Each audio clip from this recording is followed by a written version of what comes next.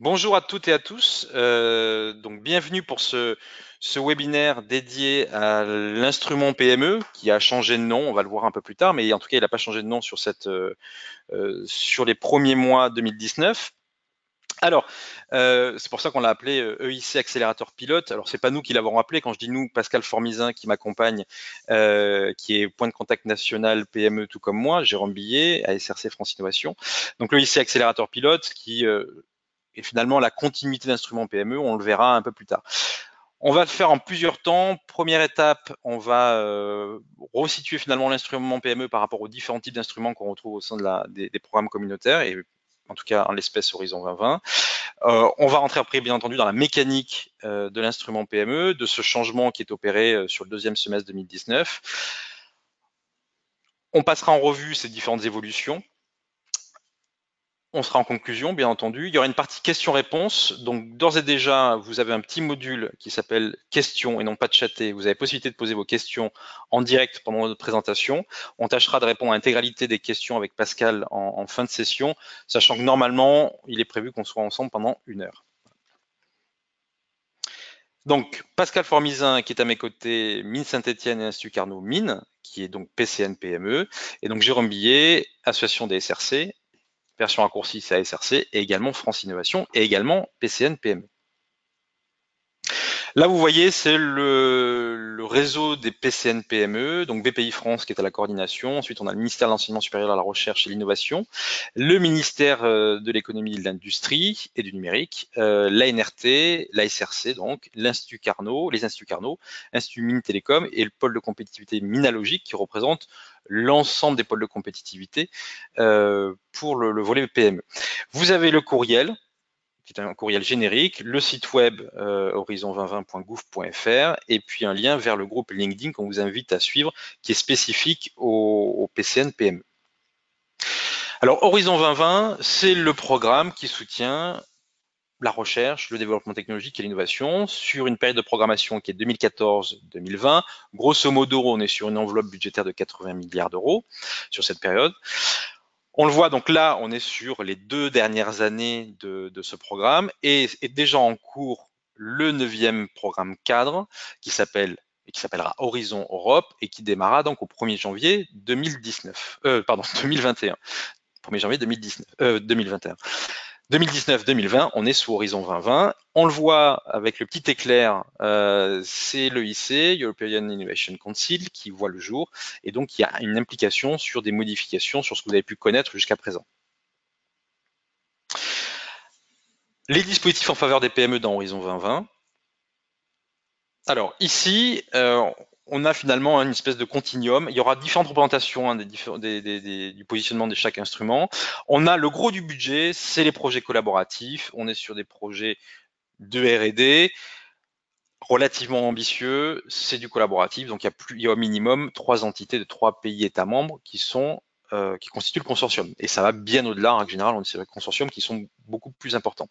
On a Eurostars, qui est du petit projet collaboratif avec pour chef de file des PME innovantes, avec une forte composante R&D. Et donc Horizon 2020, l'instrument PME, qui fait l'objet du focus de ce webinaire du jour, où la cible, on est sur la science au service du business, des PME à très forte motivation, très innovantes et qui ont une vocation à être sur un terrain de jeu à minima européen, voire international. Ça, c'est une autre forme de représentation avec un peu plus de détails sur les différents instruments. Et d'ailleurs, tout ce que vous voyez tout en haut, on peut très bien faire le parallèle avec des schémas financiers français, tels que le PSPC, le FUI qui est remplacé pour partie par le PSPC, et les projets de l'ANR, le PIA, tout ce qui est concours ou aide à l'innovation, et puis bien entendu, en règle générale, les dispositifs européens sont complètement complémentaires avec le crédit impôt recherche ou le crédit impôt innovation, dès lors que c'est la même assiette de dépenses, bien entendu. On le voit ici, donc les projets collaboratifs et les GTI, les Joint Technology Initiative, où là, très clairement, on est donc sur du collaboratif, assez important. On est dans une dimension top-down, c'est-à-dire que c'est la Commission européenne qui va fixer des thématiques et des appels à projets, et donc charge à chaque consortium de se former et d'être capable de répondre à la thématique imposée par l'exercice. A contrario, vous avez des dispositifs qui sont totalement bottom-up, qui ont des positionnements un peu différents entre la recherche fondamentale, la recherche industrielle, le développement expérimental, la mise sur le marché, la croissance ou l'expansion. Là, on va retrouver l'EIC, accélérateur pilote, instrument PME, donc c'est la même chose jusqu'à présent, ça va changer de nom officiellement sur le deuxième semestre.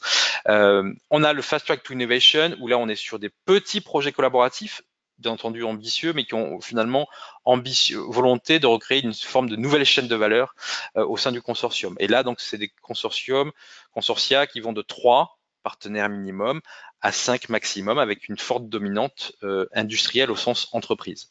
Et puis les projets Eurostars, qui sont les petits projets collaboratifs, dans une logique de partenariat public-privé, puisque là, ce sont les agences nationales d'innovation, en l'espèce BPI France, qui vont financer les projets.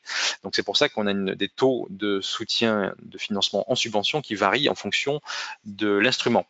Donc les projets collaboratifs, c'est entre 70 et 100% en fonction de la nature juridique de l'entité et également en fonction de la nature des activités. Il y a une différence entre recherche et innovation. L'instrument PME, on est à 70% de taux de subvention, tout comme FTI, tandis qu'Eurostars, on est à 30 à 40%. Viennent s'appliquer des overheads, c'est-à-dire des frais généraux qui sont indexés sur les coûts directs, par exemple les coûts de personnel. Bien entendu, un salarié, il vous coûte de l'argent, ça va de soi. Il coûte aussi de l'argent parce qu'il a un bureau, il a un ordinateur, il a le chauffage, il a Internet, etc. Donc les coûts environnés à hauteur de 25% sont des frais forfaitaires. Donc ça, c'est un rappel entre 100% et 70%, mais encore une fois, dans l'instrument PME, on est uniquement sur un taux de subvention de la Commission européenne à hauteur de 70%. Les 25% en termes de coûts indirects ne changent pas. Alors, sur l'instrument PME, l'idée, c'est d'avoir un dispositif qui est totalement ouvert à toutes les PME innovantes, qui ont cette vocation d'être capable de disrupter, alors même si le terme je suis pas un grand fan, mais en tout cas qui ont volonté de générer un peu du bazar par innovation, de changer la chaîne de valeur, de changer le jeu des acteurs. Donc là, on est sur une ambition qui est géographiquement à minima européen. Vous ne pouvez pas avoir un projet qui est uniquement franco-français, ça ne fonctionne pas. La Commission européenne va considérer, les évaluateurs vont considérer ça comme pas suffisamment ambitieux. Là, il y a un soutien possible à une seule entreprise. Et j'ai envie de dire, on se projette déjà un petit peu sur les évolutions. Retenez que c'est impérativement une seule entreprise qui doit candidater, en tout cas sur les cut-offs de 2019, sur les cut-offs qui restent sur le premier semestre, où vous pouvez être sur un format collaboratif, même si très majoritairement ce sont des projets aujourd'hui mono-bénéficiaires, très très largement. Pas d'obligation de candidater à l'ensemble des phases. Vous pouvez très bien, on le voit, il y a des sociétés qui postulent directement à la phase 2, sans passer par la phase 1, c'est-à-dire qu'ils ont fait l'équivalent d'une phase 1, mais en dehors du financement de la Commission européenne. Et puis on a aussi des projets qui sont financés par la phase 1, et en fonction des résultats de la phase 1, on va le voir un peu plus tard, décident de ne pas candidater à la phase 2. Financement 70%, ça a déjà été dit. Et puis on est sur 4 cut-offs, donc des appels à projets chaque année. Ça, c'est l'échelle des niveaux de maturité technologique, ce qu'on appelle l'échelle TRL, pour Technology Readiness Level. Ça, c'est élément important puisque aujourd'hui, dans tous les appels à projets, la notion de TRL revient. Et il n'y a pas que dans les appels à projets de la Commission européenne. Je veux dire, si on fait un parallèle avec des financements nationaux, la notion de TRL intervient. Sur l'instrument PME qui nous concerne aujourd'hui, on est sur des projets qui doivent démarrer impérativement à TRL 6. D'accord ? De TRL 6 à TRL 8 et au-delà de TRL 8, on va voir, il y a une mécanique différente qui se met en œuvre. Donc retenez bien cette notion de TRL 6, à savoir je suis déjà à un niveau de démonstration de la technologie en environnement réel. Sachez que pour les sociétés qui travaillent sur tout ce qui est dispositifs médicaux ou même sur la molécule, il y a des échelles qu'on peut mettre en parallèle, puisque l'échelle de TRL telle qu'on la connaît aujourd'hui est très science de l'ingénieur finalement. Il y a des parallèles qui sont faits avec le monde de la santé et vous pouvez très bien nous consulter. Le parallèle existe et il y a des documents qui existent pour vous aider dans cet exercice de à quel TRL je suis. Une autre façon de présenter les choses sur l'agencement des différents dispositifs en fonction de l'échelle TRL. On le voit ici, à nouveau l'instrument PME, phase 1 et phase 2 apparaissent, tout comme FTI, où c'est un minimum d'entrée à TRL 6.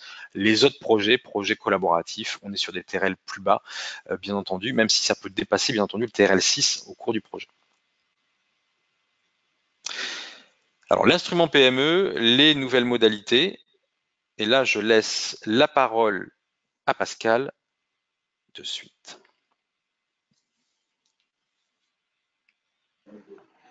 Oui, bonjour. Concernant les nouvelles modalités, on avait l'habitude de décrire l'instrument PME comme une innovation avec un business. Et ce sont les deux notions fortes de cet instrument PME qui va être ensuite conforté bien plus avant dans ce qu'on appelle le l'EIC pilote qu'a décrit Jérôme.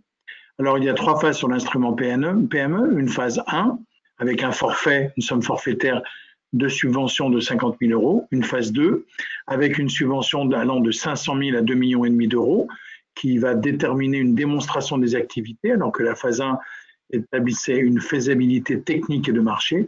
Et enfin, une phase 3 avec la commercialisation. Si l'on prend sur le slide suivant, on constate que les différentes phases sont organisées de la façon suivante.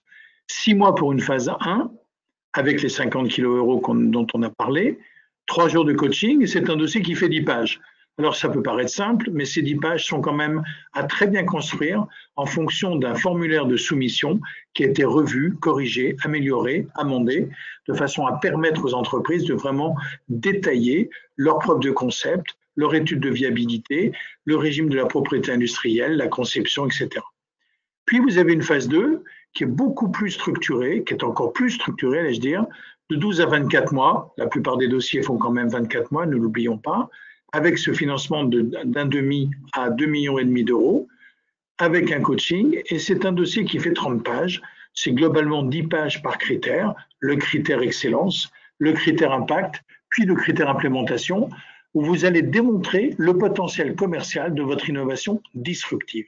Et vous verrez que la tendance vers l'EIC pilote va accentuer la notion d'innovation avec une modification des pondérations de critères que nous verrons après. Et enfin, la commercialisation sur la 3e phase, qui est un système de label et de formation en relation investisseurs avec des accès, je vais y arriver, à des financements de prêts et de l'equity. Nous verrons un petit peu après ce qu'est exactement l'equity. Sur le slide suivant, voilà, les dates de cut-off.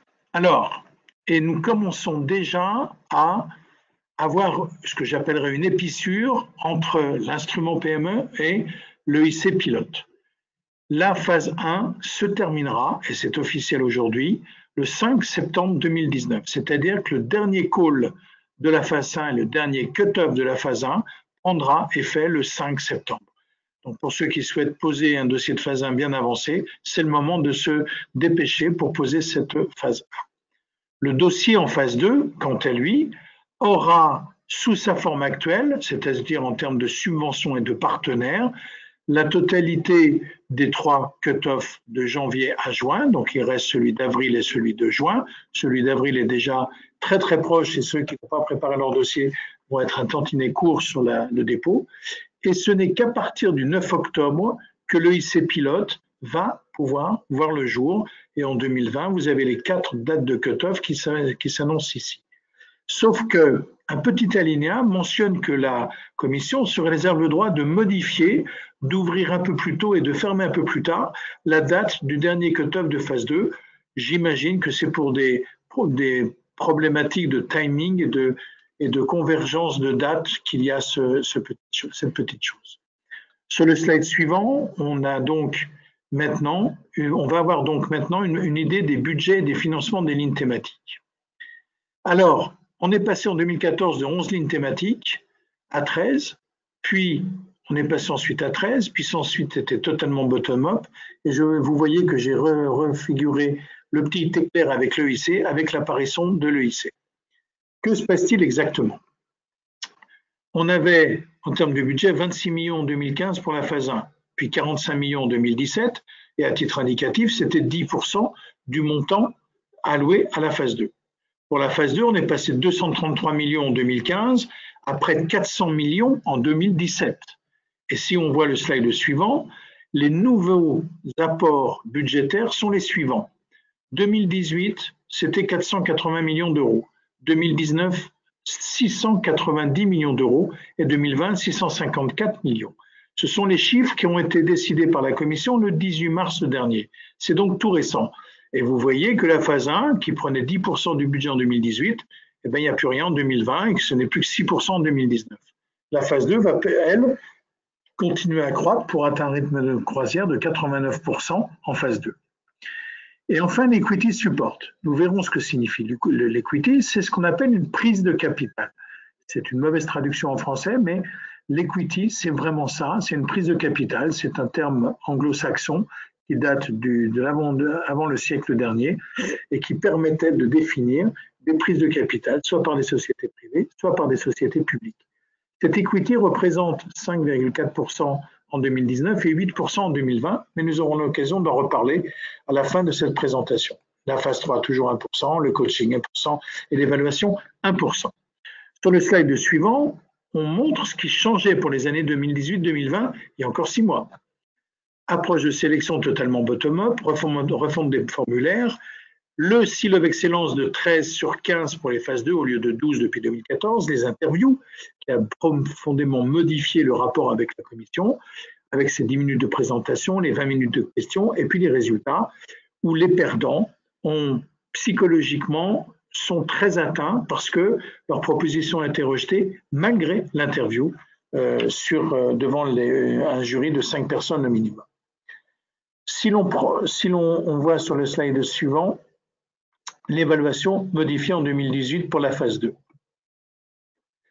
Ce processus d'évaluation mettait en jeu un interview, c'est-à-dire qu'à partir d'une soumission de proposition, on avait une évaluation, puis on avait un classement de ces propositions, soit elles étaient en dessous de ce qu'on appelle le seuil d'admissibilité et donc elles étaient rejetées, soit elles étaient au-dessus, c'est-à-dire 13 sur 15.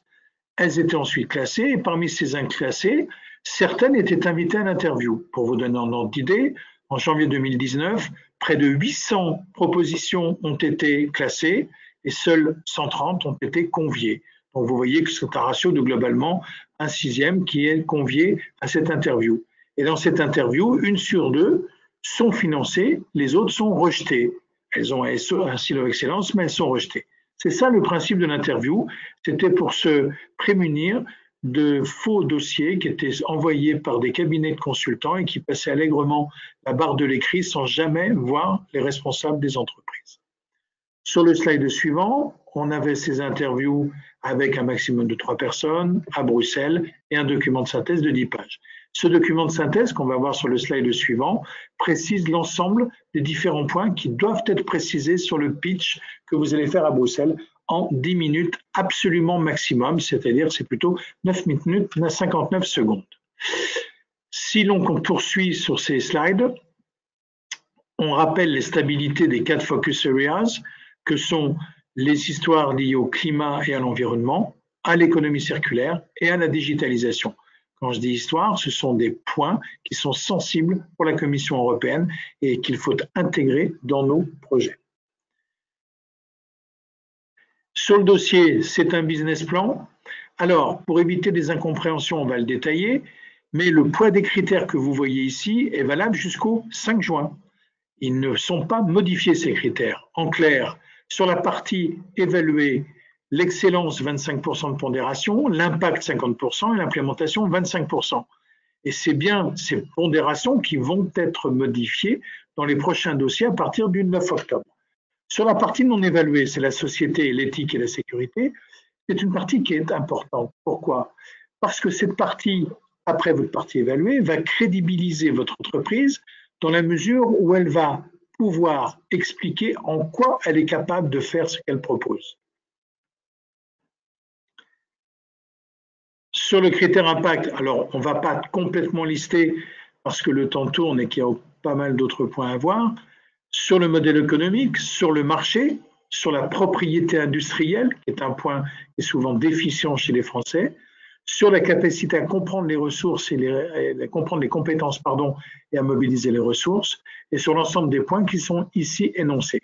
Ce critère impact a probablement été surévalué, c'est en tout cas certains commentaires, mais en tout cas, c'est 50%, c'est l'impact majeur et c'est celui souvent qui décide de l'aboutissement, c'est-à-dire de vraiment du très bon ranking d'un dossier par rapport à sa note. Si l'on voit les autres critères, que ce soit l'excellence et l'implémentation, tous deux à 25%, c'est la capacité d'un projet à être innovant, très ambitieux, risqué et à très haut potentiel.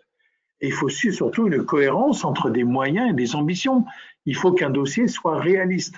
Je rappelle qu'un dossier PME, qu'il soit EIC ou instrument PME, c'est un dossier qui est d'abord un dossier business, mais qui s'appuie sur une forte base technique et scientifique, c'est-à-dire une innovation disruptive qui allie la cohérence de moyens avec des ambitions. Quelle est la qualité et l'efficacité de la mise en œuvre? C'est ce que vous devez démontrer par une expérience technique et business de l'équipe, par une capacité à mener un projet de croissance. Ça veut donc dire que votre partie non évaluée est à ce titre redoutablement importante parce qu'elle justifie votre capacité à faire ce que vous avez dit que vous alliez faire. Pardon. Sur l'évaluation des projets PME, je vous rappelle d'abord qu'un évaluateur ou une évaluatrice dispose de 1h30 à 2h maxi par dossier, surtout en phase 2. 2 heures sur un dossier qu'on a travaillé 6 mois, c'est quand même pas énorme. Vous voyez que l'ensemble des notations, c'est 4 sur 5 minimum, sinon c'est éliminatoire. Vous avez les coefficients de pondération sur les 3 critères jugés. Le dossier de 10 pages plus les sections 4 et 5, ça peut faire 70 pages, les sections 4 et 5. C'est possible, vous pouvez en mettre 10, vous pouvez en mettre 70. Il y en a qui n'en mettent qu'une, c'est un peu court. Et les 30 pages pour le dossier phase 2, c'est 30 pages sur la partie évaluée, et c'est les sections 4 et 5 en plus, avec le seuil d'admissibilité à 13 sur 15 que vous connaissez d'ores et déjà. L'évaluation, ça va être très simple. Sur 5 notations, vous en mettez les 4 plus basses à la poubelle, seul compte celle où vous avez very good to excellent. Sans cette notation qui est la plus haute, vous ne pouvez pas y arriver. Tous les dossiers qui sont passés, on peut être sur l'ensemble ça fait à peu près un peu plus d'une vingtaine de considérations, vous avez 20 petits sous-chapitres. Sur ces 20-là, si vous en avez un ou deux avec good to very good, ça peut passer. Mais si vous en avez un avec fair, ça ne passe jamais. C'est bien ça ce qu'il faut se dire. Puis arrive l'EIC pilote. Et là, l'histoire recommence. Ça veut dire quoi l'EIC pilote? Alors, avec Jérôme, on vous a concocté une explication selon notre compréhension et selon les publications que nous avions de l'EIC pilote. L'EIC pilote, ça veut dire Enhanced European Innovation Council Pilot, EIC pilote. C'est une décision de la Commission européenne du 18 mars 2019. C'est très récent, 10 jours. Et cet EIC pilote vise quels objectifs?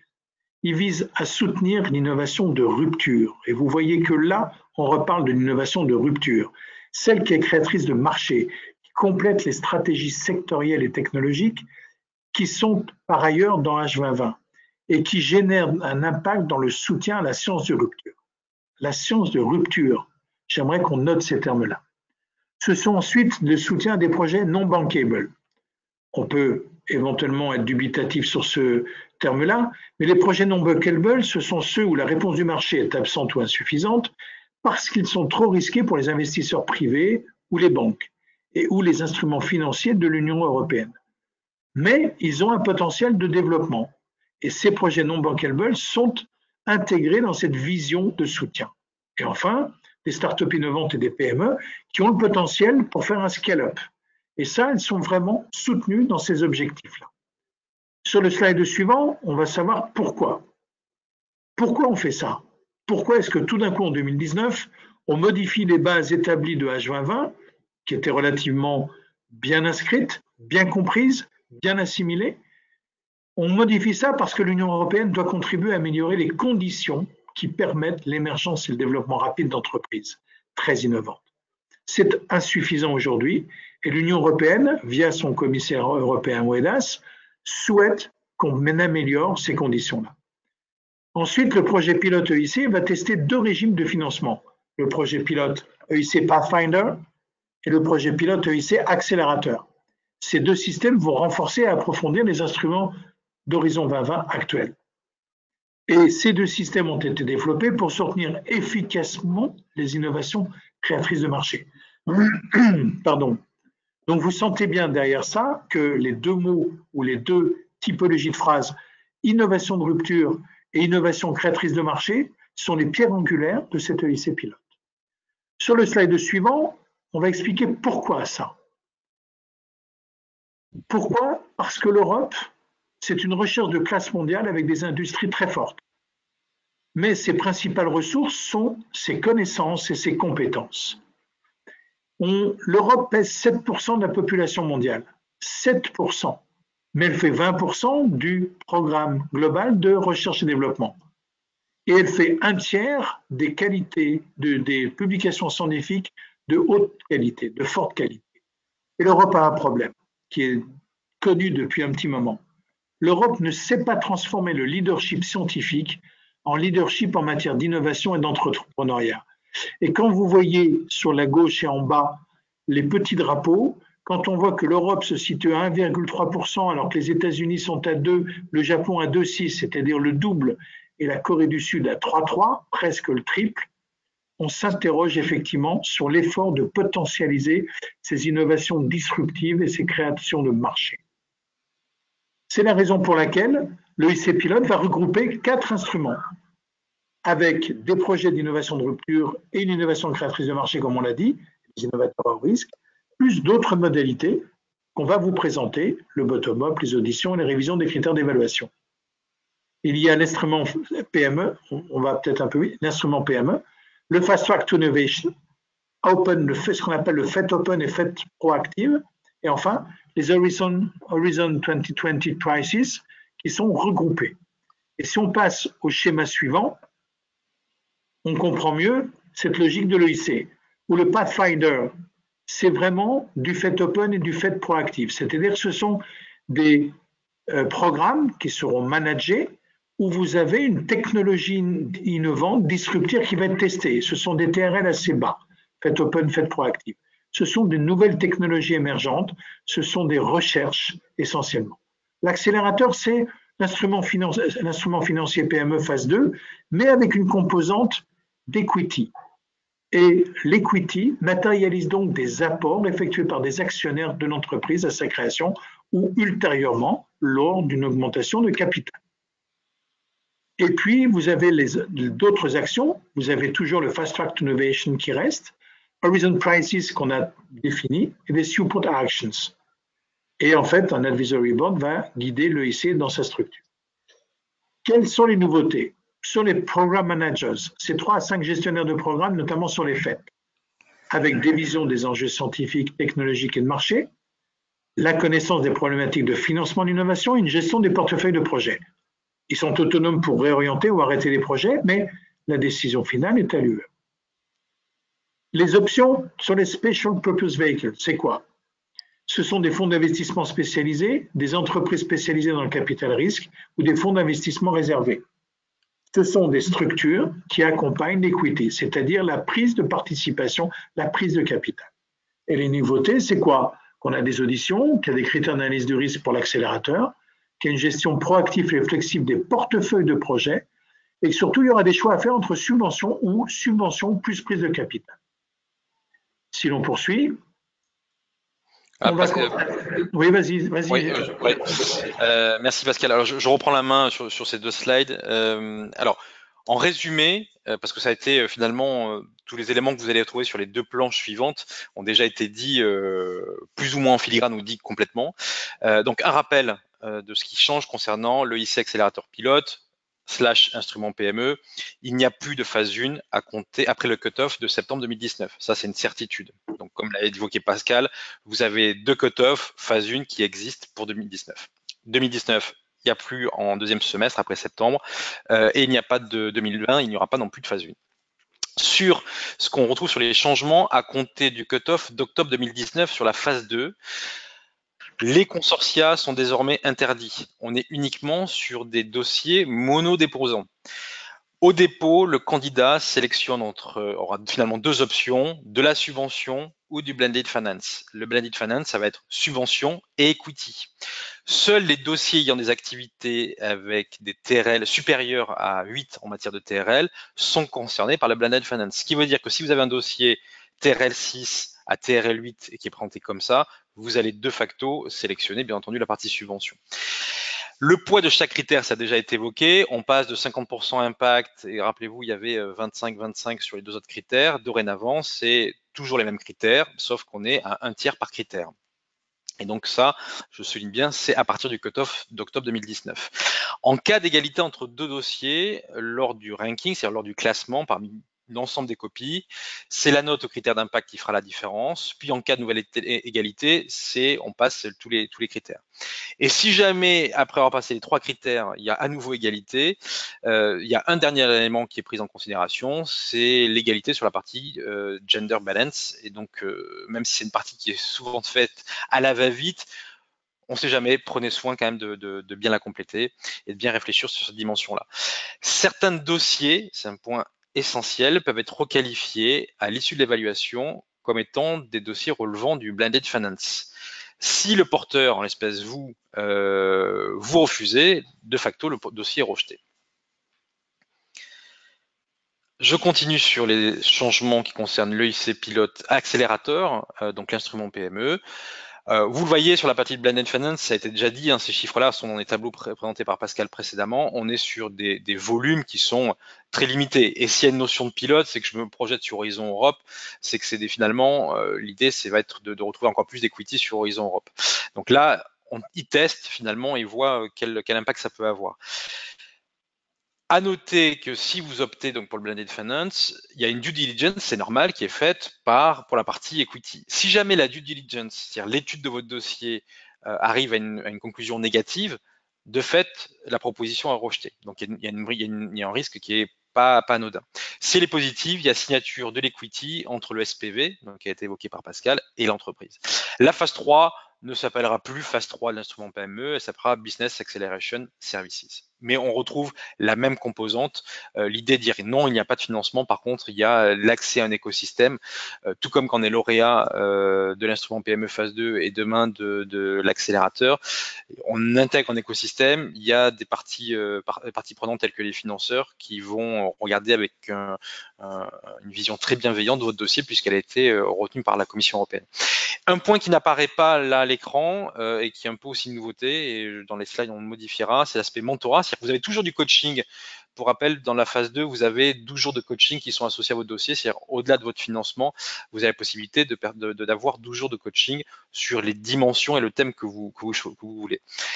Et la Commission européenne, en plus du coaching, souhaite qu'il y ait également du mentorat, donc des chefs d'entreprise qui puissent vous accompagner aussi sur votre projet de croissance. Donc ça, c'est un point qu'on rajoutera lors de la diffusion des slides. Alors, quelques chiffres. Alors ça, c'est Pascal, c'est le maître des chiffres, donc je lui redonne la main immédiatement. Voilà. Tu aurais pu le faire, hein, Jérôme, c'était pas grave ça. Non, tu es le maître des chiffres, je ne peux pas. Bon, très rapidement sur ces bilans en 2014-2017, parce qu'ils n'ont pas été modifiés, vous voyez bien que c'est environ 50 000 projets sur 4 ans, ce qui est quand même très important, c'est beaucoup plus que ce que prévoyait la Commission, avec globalement un tiers des projets en phase 2, et 2 tiers en phase 1. Les taux de réussite, 8% en phase 1, 5% en phase 2. Sur le slide suivant, c'est le bilan français.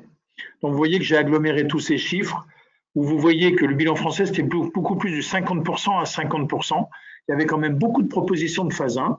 Et je dois dire qu'avec Jérôme, on a été étonné de la décision française de vouloir abandonner cette phase 1. Nous, on pense qu'elle peut toujours générer beaucoup d'intérêt de la part des industriels. Et sur ce bilan 2014-2017, je n'ai pas tout à fait fini, on voit bien qu'il y avait 1424 propositions, 251 passaient le seuil d'admissibilité et la moitié était financée.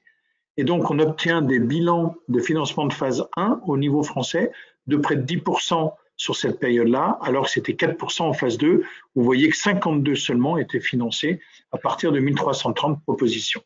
En termes de budget, que l'année 2015 a été particulièrement cruelle pour nous, avec une contribution de l'Europe d'un peu plus de 11 millions d'euros pour la France. Ce qui a été vraiment le signal d'une vraie mobilisation générale, et je dois saluer à ce titre-là l'ensemble des acteurs institutionnels qui ont contribué à ça. Et puis 2017, on est arrivé à 34 millions. Maintenant, si l'on passe sur les bilans 2018, plus intéressant parce qu'ils prennent en compte l'interview. Vous voyez que c'est plutôt 40% en phase 2, 60% en phase 1. Il y a une diminution des projets en phase 1, mais il faut noter que l'Espagne et l'Italie sont de gros pourvoyeurs de demandes de projets sur les phases 1, même si leur taux de retour n'est pas aussi conséquent maintenant. Et vous voyez que les taux de réalisation, les taux de succès, finaux de succès en phase 1, c'est supérieur à 10%, alors qu'ils sont à 4% en phase 2. Et vous voyez qu'en phase 2, sur 5900 projets, il y en a quand même 2300 qui sont au-dessus du seuil d'admissibilité. Ça veut dire que près de 35% de ces projets sont de très bons projets. Sur les financés, 252, ça fait 446 millions d'euros.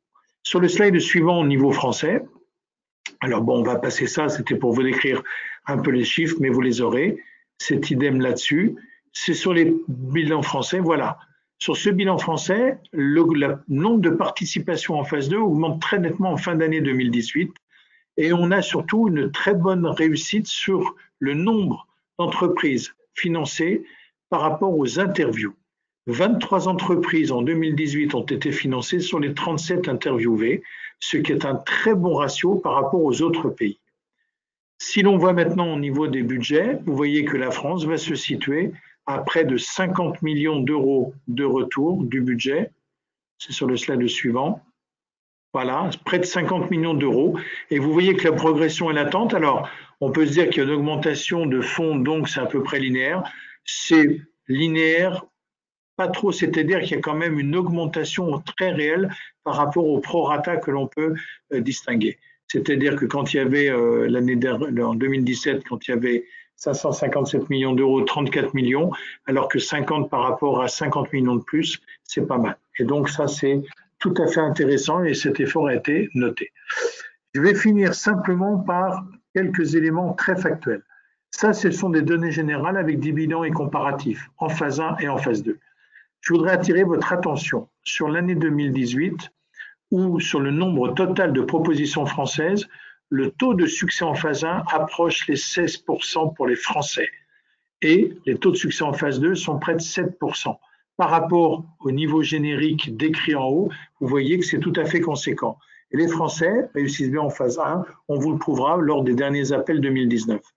Et pour l'année 2018, 43 millions d'euros de succès en phase 1, 446 en phase 2 pour l'ensemble des projets, alors que pour le projet français, c'est 3 millions pour les phases 1 en 2018 et 48 millions 7, on l'a déjà vu, pour les phases 2.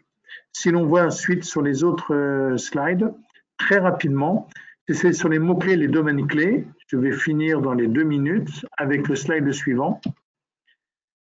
Voilà. Je voulais faire une statistique sur les thématiques de phase 2 en 2018. 70% des dossiers déposés et financés portent sur ces 5 thématiques. Je dis bien 70% des dossiers. Et vous voyez en échelle à gauche, il y avait pour la santé près de 1200 dossiers déposés, plus de 1200 dossiers, 800 sur l'engineering technology et 1100 sur ICT. Ces 3 thématiques sont les premières thématiques importantes. Quand on voit le nombre total de SOE, on voit bien que le ratio est le même et les nombres de projets financiers. Et si on fait un petit focus sur le financement de ces opérations, on se rend compte que c'est l'engineering and technology qui a les meilleurs ratios en termes de taux de retour sur le nombre de projets financés par rapport au nombre de dépôts. Ça se lit sur ce graphe. Sur le graphe suivant, vous voyez, pour être plus précis, un diagramme radar sur les thématiques et les Seal of Excellence sur les phases 2. Vous voyez bien que sortent très très clairement les 5 premières thématiques, construction, énergie, engineering, health et ICT. Sur le slide suivant, il s'agit des interviews. Et vous voyez bien que sur les interviews, il y a beaucoup d'interviews liées à 3 grosses thématiques, la santé, engineering and technology et les biotechnologies.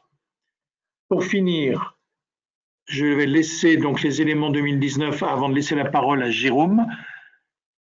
Vous voyez que ce sont les bilans du premier cut-off 2019 en phase 1 et du premier en phase 2. 2755 propositions en phase 1, c'est énorme. Et vous voyez que pour la première fois, il y a un petit cocorico à dire, c'est que les Français sont extrêmement bien placés. Ils ont 3 fois moins de propositions, mais ils en ont que 2 fois moins en financé que les Espagnols. Ça veut dire que c'est un très bon ratio. Je vous laisse lire les statistiques comme moi. Et sur les invités, sur les phases 2, les propositions en phase 2, 1800, c'est énorme aussi. Et 127 propositions françaises, 9 interviews, 4 financés. C'est la première fois que nous avons moins de 50% de projets financés par rapport à ces interviews, avec un total de 56 propositions, avec un style of excellence, c'est-à-dire d'excellentes propositions. C'est une sur deux. Jérôme, je te laisse la main. Merci Pascal. Alors on le voit dans ce qui a été décrit par Pascal sur la partie chiffrée, la partie statistique. C'est un dispositif qui est quand même très concurrentiel, il faut le savoir, mais au moins vous êtes informé, vous êtes au courant. Mais on est quand même sur des taux de subvention qui sont très élevés, une dimension européenne, des niveaux de subvention sur la phase 2 qui vont de 500 000 à 1 million, à 2,5 millions. Et sur la partie equity, pour ceux qui vont opter pour Blended Finance, ça ira de 2,5 millions, donc après la partie subvention, jusqu'à 15 millions d'euros. Donc ce sont des projets très ambitieux et donc avec des taux de financement qui sont très intéressants, d'où un taux de succès qui reste faible, mais c'est quand même plus intéressant que jouer au loto. Ça, c'est une évidence. Quelques liens et contacts utiles avant de passer à la partie questions-réponses. Alors bien entendu, vous avez le site français qui est un peu miroir de celui de la Commission européenne qui s'appelle horizon2020.gouv.fr. Sachant que c'est le troisième lien sur la partie portail qui, de toute manière, lorsque vous allez déposer votre dossier, ça passe par un portail, tout se fait en ligne, c'est uniquement dématérialisé, il n'y a plus de papier. Donc c'est là-bas qu'il faudra aller. Le deuxième lien, c'est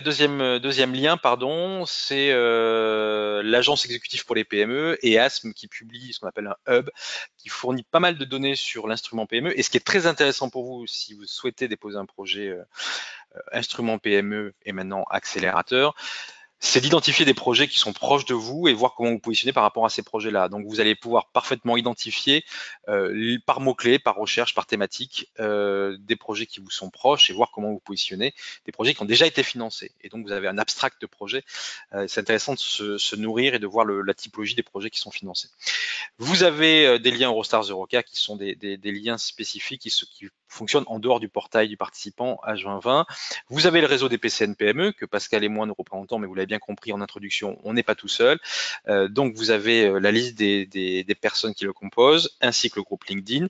Et puis vous avez le réseau Enterprise Europe Network, qui est un réseau cofinancé par la Commission européenne, qui est incarné en France par les chambres de commerce et également par les agences régionales d'innovation, le plus souvent, qui sont là aussi pour accompagner au niveau territoire les entreprises qui souhaitent s'intéresser à l'Europe, pas qu'à l'instrument PME, je veux dire l'Europe au sens très large du terme, aussi bien une notion de marquage CE que sur des volets très juridiques comme la partie financement de la R&D et de l'innovation.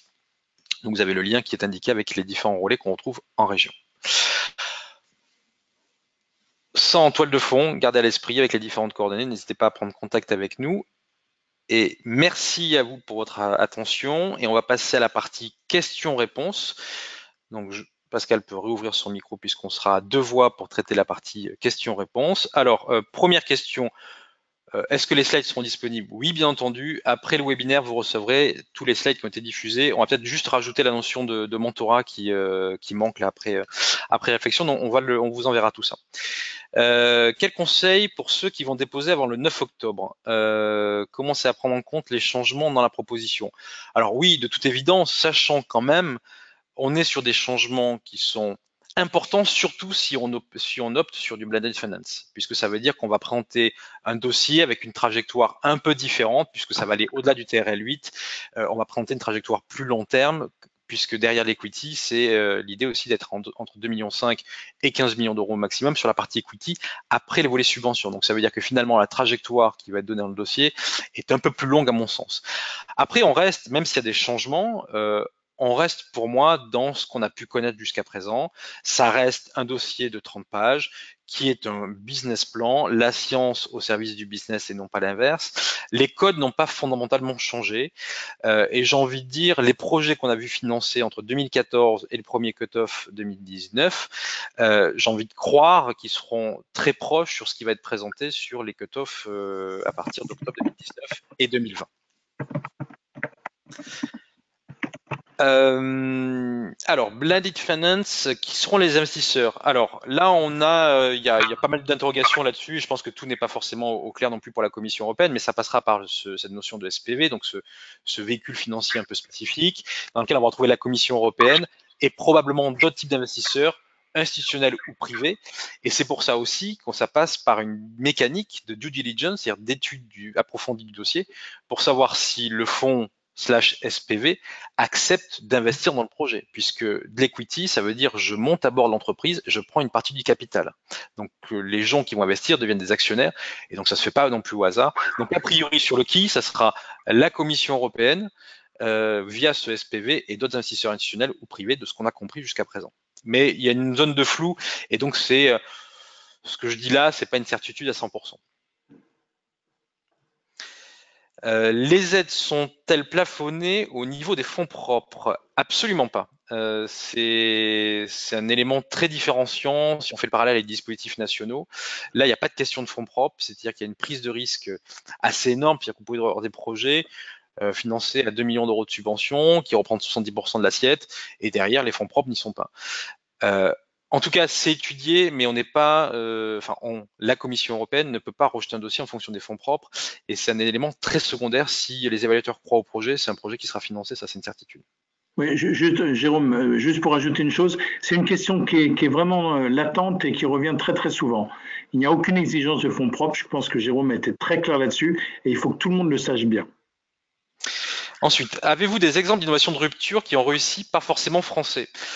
Alors, il y a des rapports, alors je les ai pas forcément à l'esprit, mais il y en a plein des projets que Pascal et moi avons pu accompagner, et d'autres membres du réseau PCN. Et d'ailleurs, très souvent, la Commission européenne ou le ministère de l'Enseignement supérieur et de la Recherche les met en avant. Alors, tout dépend de ce qu'on met derrière la notion de réussir. Pour avoir cette notion de réussite, il faut savoir quels étaient les objectifs initiaux et savoir s'ils ont atteint.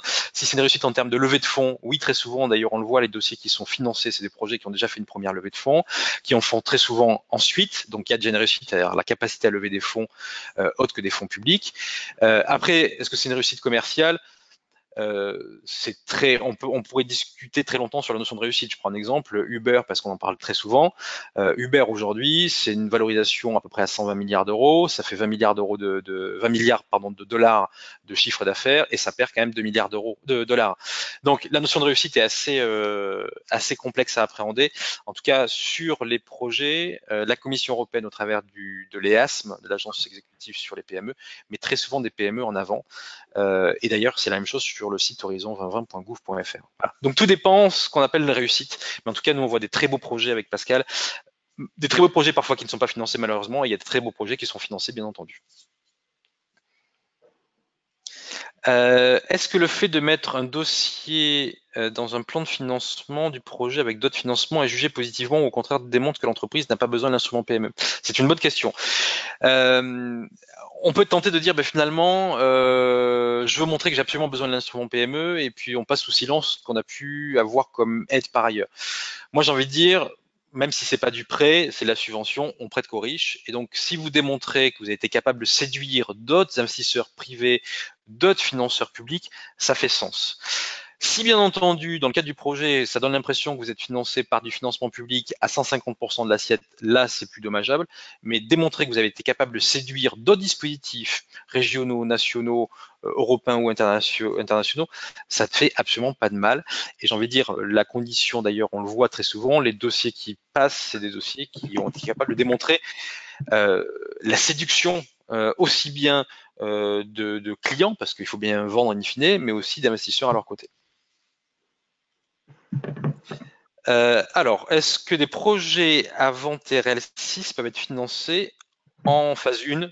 La réponse est non. C'est que vous devez démontrer impérativement que votre projet commence à TRL6. Voilà, ça il faut le démontrer. Et d'ailleurs, si vous passez un peu ça sous silence, on va juger, et c'est une des sous-questions qui est posée par les évaluateurs, que les évaluateurs doivent regarder avec vigilance, c'est est-ce qu'il y a bien démonstration que ça commence à TRL6? C'est un critère finalement d'éligibilité de votre dossier.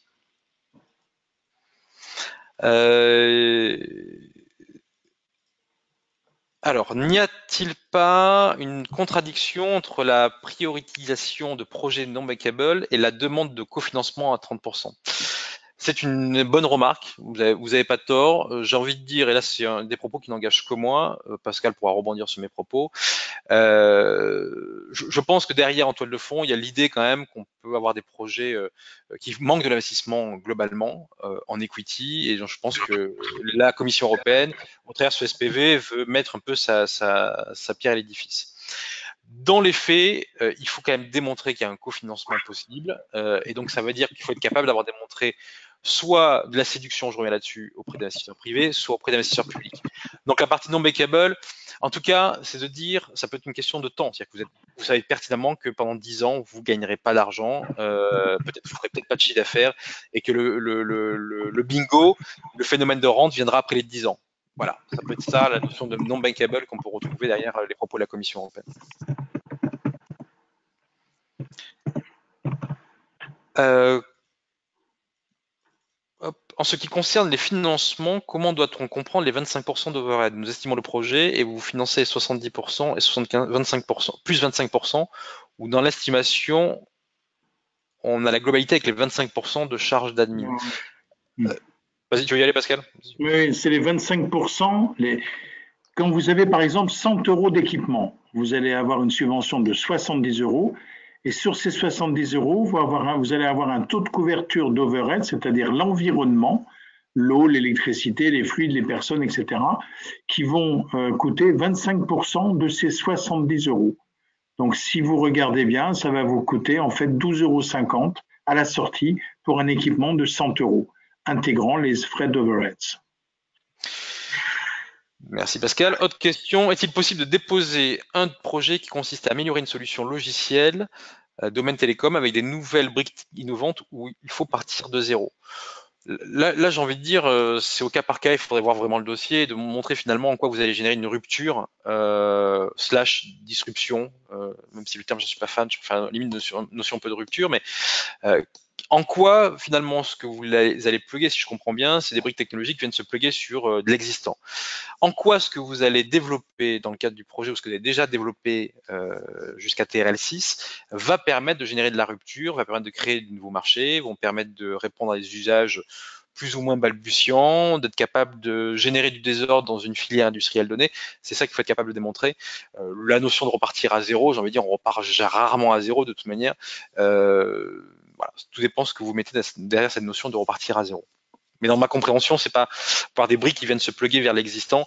Dès lors que vous êtes capable de démontrer que vous générez du changement important dans une filière donnée, ça, vous répondez au code demandé par la Commission européenne.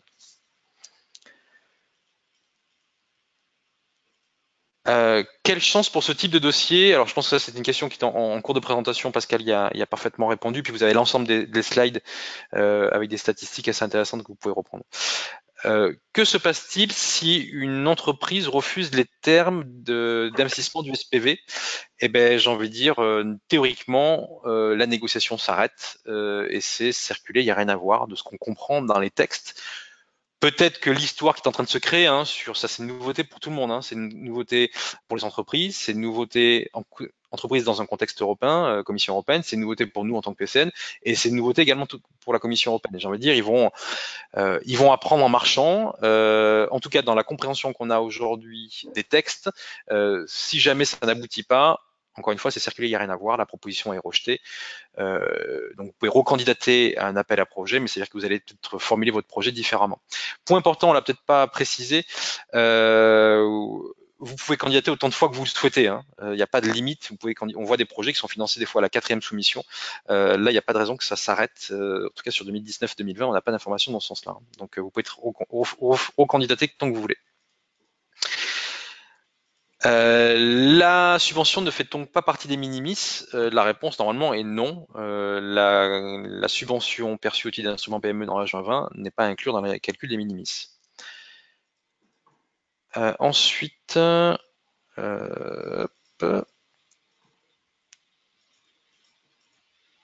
il y a des questions qui sont parfois en doublant, donc j'y réponds pas, comme on y a répondu précédemment. Alors, est-ce que les focus areas sont à développer dans la partie relative à la dimension européenne? C'est pas que, alors, c'est pas que dans la dimension européenne, c'est dans la dimension du projet en lui-même. Cette dimension, parce que la Commission fait la part belle à l'environnement, et vous en entendez tout le temps parler, à l'économie circulaire de façon à réduire les empreintes énergétiques et les empreintes carbonées, et à la sécurité et à la digitalisation de tous les services. On a fait un webinaire avec BPI sur l'industrie 4.0. La digitalisation apparaît vraiment en facteur très fort de mobilisation autour d'un projet innovant. Merci Pascal. Y a-t-il des personnes ou méthodes qui peuvent aider à augmenter la probabilité de succès sélection? Alors, trois éléments de réponse. Il y en a peut-être d'autres, d'ailleurs je dis trois, mais sans avoir trop réfléchi.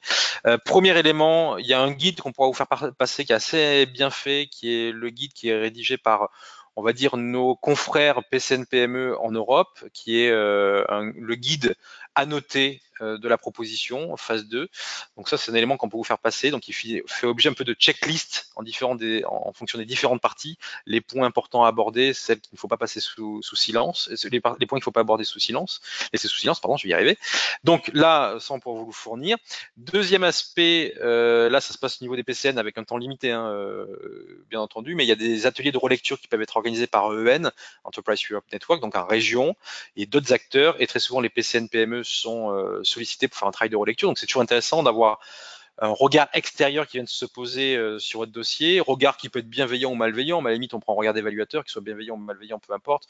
En tout cas, on va avoir une critique et on va mettre l'accent sur des points négatifs, bien entendu, puisque ça a été dit précédemment par Pascal notamment, c'est très concurrentiel. Vous voyez le nombre de copies qui dépassent le seuil d'excellence et donc qui ont un label d'excellence mais qui ne sont pas financés. Il faut impérativement démontrer, ça se joue à pas grand-chose, donc il faut démontrer des notions d'excellence partie par partie, sous question par sous question. Donc un regard extérieur sur ces différents points, c'est toujours intéressant.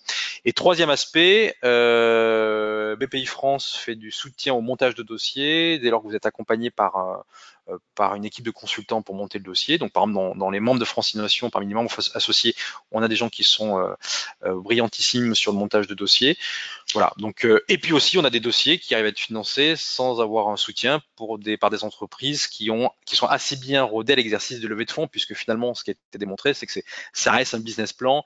Les gens doivent prendre un regard lors d'évaluation d'investisseurs avisés, même lorsque c'est uniquement la subvention. Donc ça peut se faire tout seul, mais il faut bien connaître les canons de beauté d'une levée de fonds. Voilà, donc trois axes, dont le premier sur la partie guide à noter qu'on vous fera parvenir si vous en êtes d'accord. Ensuite, je déroule les questions. Alors oui, alors sur est-ce qu'un projet disruptif ou en tout cas en rupture qui n'est pas dans les focus areas peut être financé? Oui, bien entendu, et d'ailleurs ça a été dit dans les radars, tout n'est pas lié aux focus areas, c'est juste que ça donne une coloration à un projet et en aucun cas, à la limite, il faut surtout pas retenir du webinaire que les focus areas déterminent la capacité d'un projet d'être financé. Hein. Il n'y a pas de lien, c'est juste que c'est une coloration qui est intéressante à avoir à l'esprit. C'est une prime. Une prime, mais qui est pas dans les faits, il n'y a pas de bonus. Non, il n'y a pas de bonus, c'est simplement que c'est pris en compte, quoi. Autre question, y a-t-il des dispositifs particuliers pour les entreprises biotech en cell thérapie où les délais de développement émis sur le marché sont longs versus autres secteurs? Alors là, on a des projets, d'ailleurs, sur le hub et ASM, le deuxième lien dans la planche lien utile, vous pouvez voir tous les projets dans le domaine de la santé qui ont pu être financés. Alors santé, ça va être aussi bien dispositifs médicaux comme plus pharma. Et ça, la Commission européenne le prend bien en considération. D'ailleurs, c'est en long. Et on revient sur la notion limite de non-backable, où vous avez encore plus de chances d'être financé finalement à cette notion de non-backable, parce qu'on sait qu'il y a un délai très long en termes de développement. Lorsqu'on parle de 10 ans sur la molécule, ben, on le sait ça. Voilà, il y a des essais cliniques à mener. Donc ça fait partie des choses qui sont parfaitement appréhendées par les évaluateurs de la Commission européenne. Donc ça ne peut pas être une notion de rejet, loin de là, bien au contraire.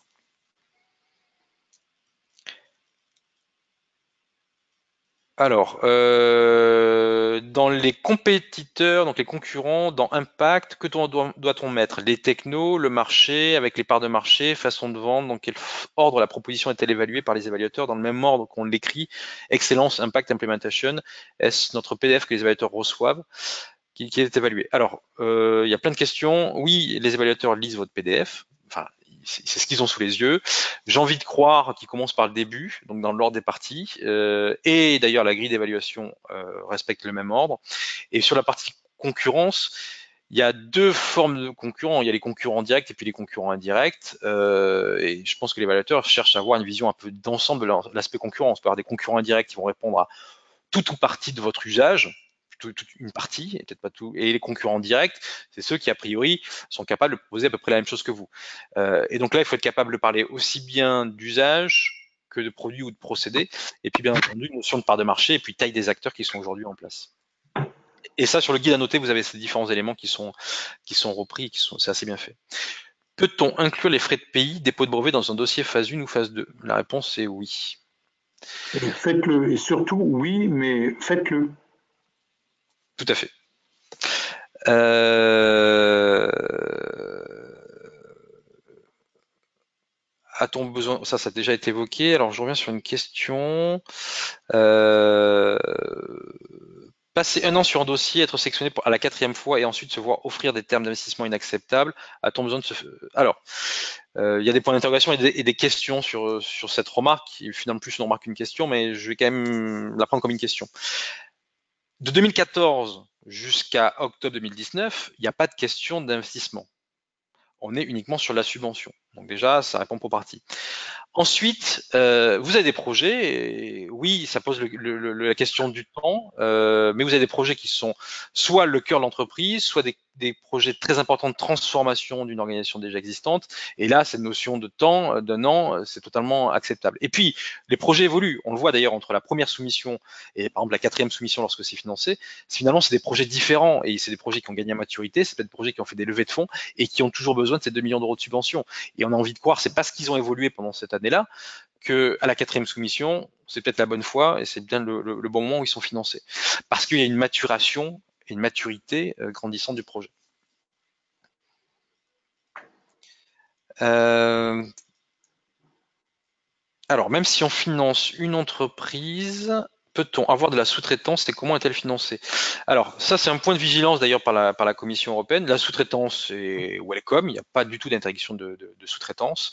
En revanche, il faut faire montrer un peu de balle blanche, c'est best value for money. C'est pourquoi vous avez retenu ce prestataire-là et qu'est-ce qui permet de croire à l'évaluateur que c'est le meilleur prestataire au juste prix qui a été retenu dans le cadre de votre dossier. Donc la sous-traitance est bien entendu admise sans aucun problème. On voit des dossiers, des fois avec 50% de sous-traitance. Dès lors que ça se justifie, il n'y a aucun problème sur le volet sous-traitance.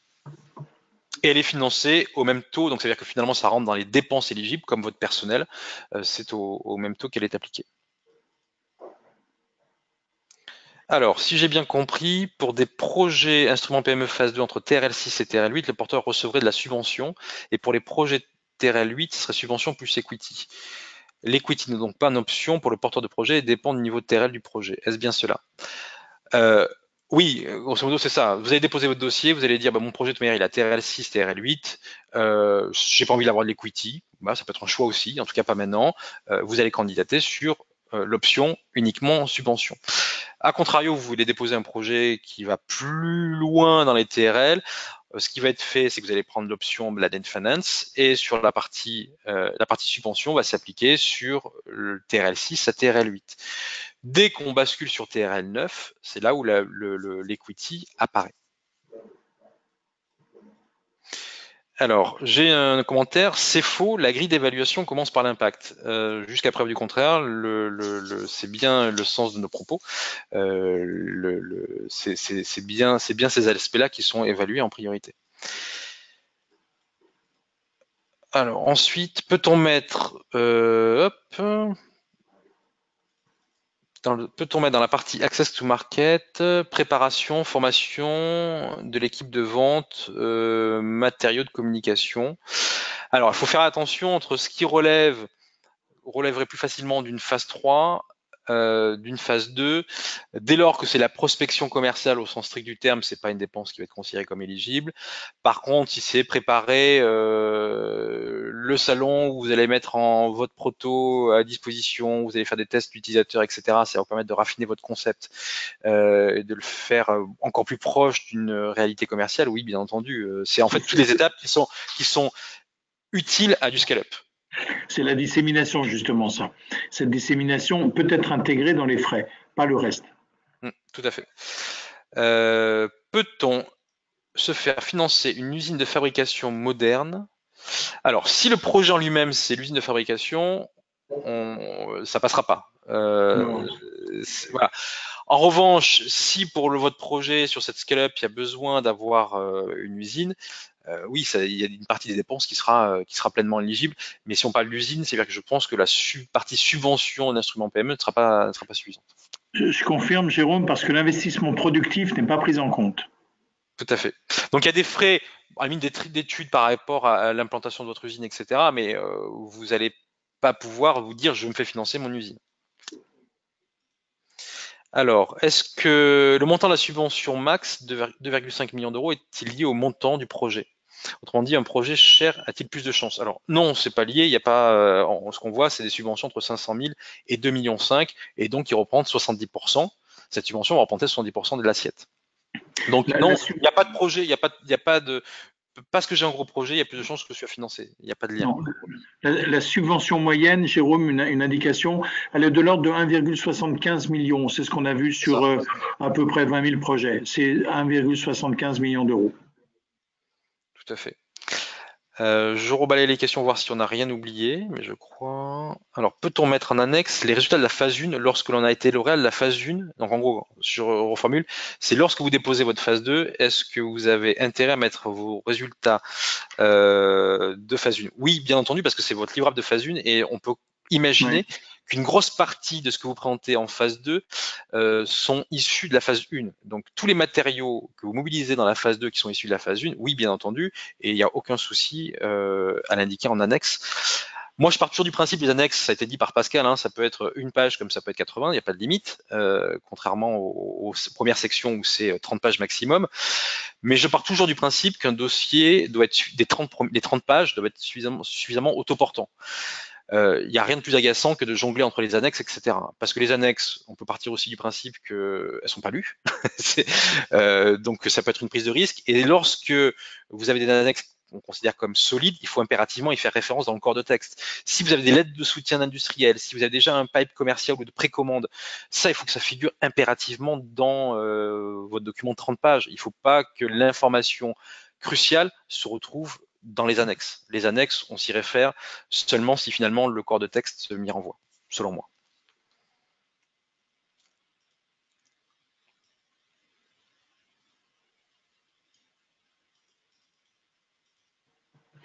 Par curiosité, le Brexit a quel impact sur ce type de programme? Aucun.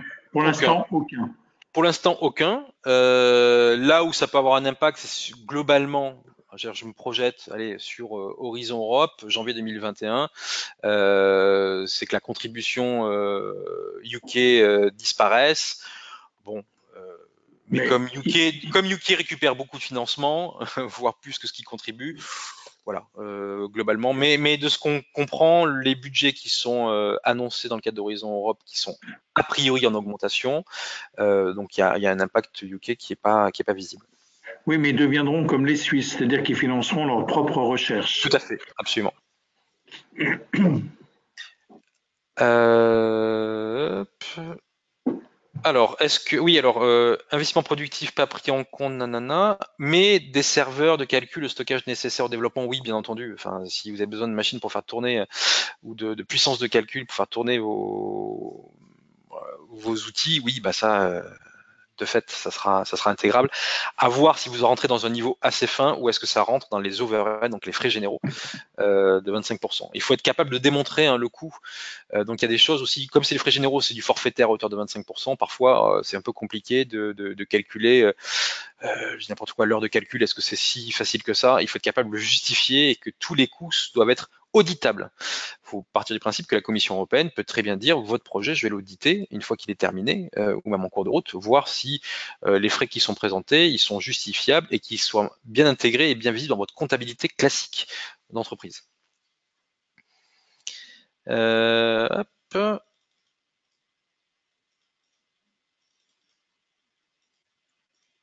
Alors, j'avais cru comprendre que la formule blended finance allait jusqu'à 15 millions d'euros. Oui, tout à fait.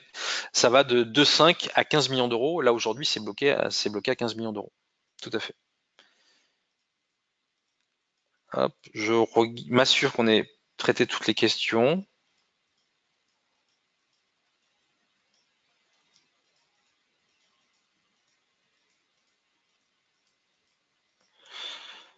Hop, je crois qu'on a tout traité.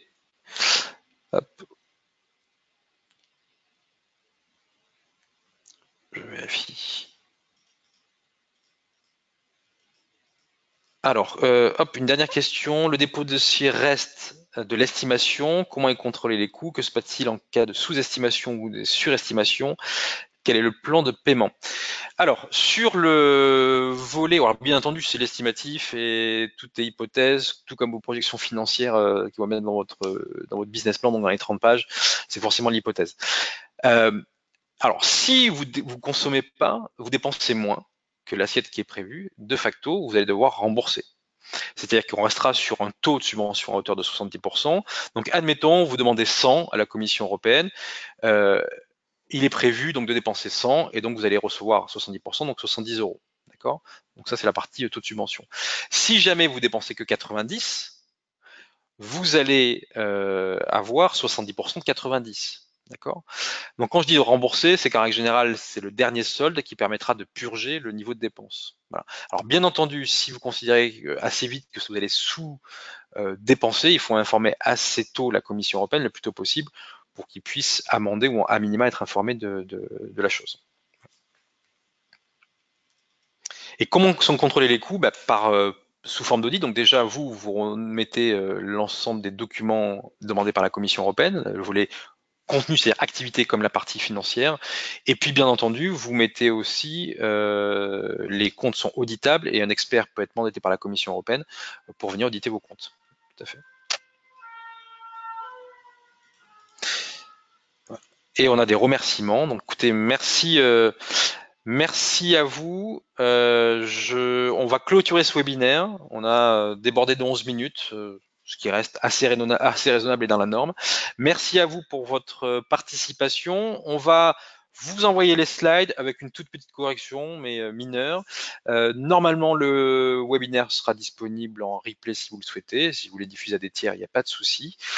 Merci à vous, à très bientôt. Et si vous souhaitez être informé de l'actualité des prochains webinaires, n'hésitez pas à nous envoyer un mail, on vous intégrera dans la liste de diffusion pour éviter tout oubli. Donc il y a des webinaires sur Fast Track to Innovation, des webinaires sur les projets collaboratifs.